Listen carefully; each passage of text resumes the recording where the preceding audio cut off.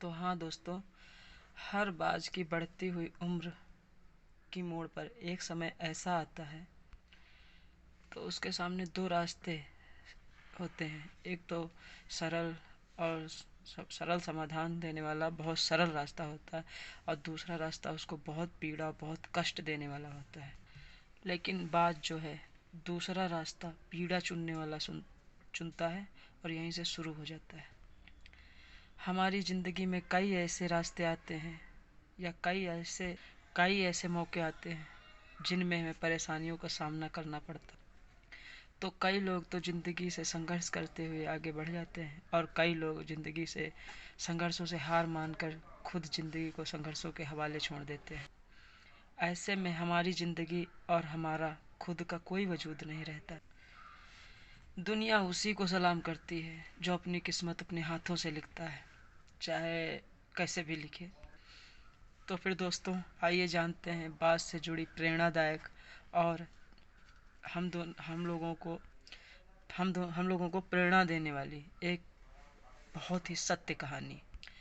वैसे तो बाज की उम्र 70 वर्ष होती है, लेकिन वो 40 वर्ष पहुँचते पहुँचते उसको एक अपनी ज़िंदगी का बहुत बड़ा निर्णय लेना होता है। बाज के 40 साल पूरे होने पर उसके 3 प्रमुख अंग बेअसर होने लगते हैं। पहली तो उसके पंजे काफ़ी लंबे हो जाते हैं और लचीले हो जाते हैं, जो जिससे कि वो शिकार नहीं पकड़ पाता है। और दूसरा, उसकी चोंच आगे की तरफ लचीली हो जाती है, जो कि शिकार निगलने में काफ़ी मुश्किल होती है उसको। और तीसरे, उसके पंख जो कि काफ़ी बड़े हो जाते हैं और पूरी तरह खुल नहीं पाते हैं।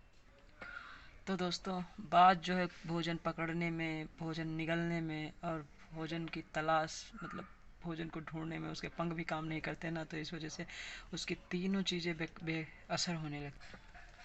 तो फिर दोस्तों, बाज के लिए सिर्फ दो ही रास्ते बचते हैं। या तो खुद को वो इस तरह बनाए कि पहले की तरह शिकार करे और खुले आसमान का राजा कहलाए, या तो फिर गिद्ध की तरह बने, जो कि जैसे कि गिद्ध जो पशु हैं उनको मरे हुए पशु हैं उनको खाता है, और तो फिर वही गिद्ध की तरह। लेकिन वो तीसरा रास्ता चुनता है जो कि अत्यंत पीड़ादायक और कष्टदायक होता है। तो दोस्तों, बात जो है इस प्रक्रिया के लिए एक अपनी अलग से एक जगह चुनता है, एक एकांत।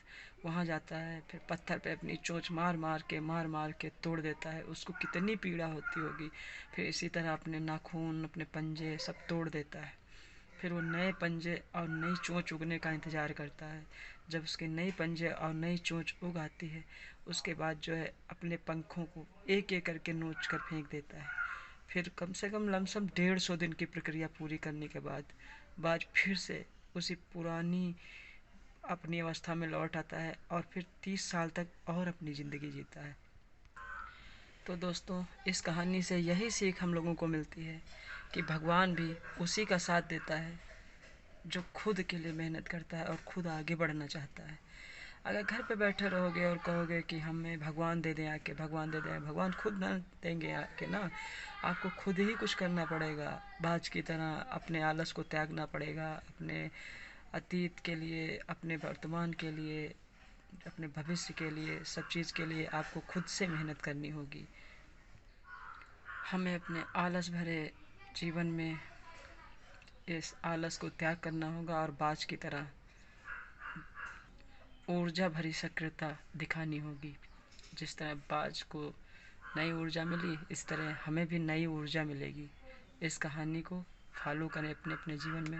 अगर मेरी कहानी आप लोगों को अच्छी लगी तो भाई देखो, मैं पसीने पसीना हो गया हूँ, तो इसलिए मेरा चैनल सब्सक्राइब कर लेना। मैं बहुत गर्मी में आपके लिए एक कहानियाँ बनाई हैं या एक कहानी बोली है, तो इसलिए मेरे चैनल को सब्सक्राइब कीजिए और मुझे भी आगे बढ़ने का मौका दीजिए।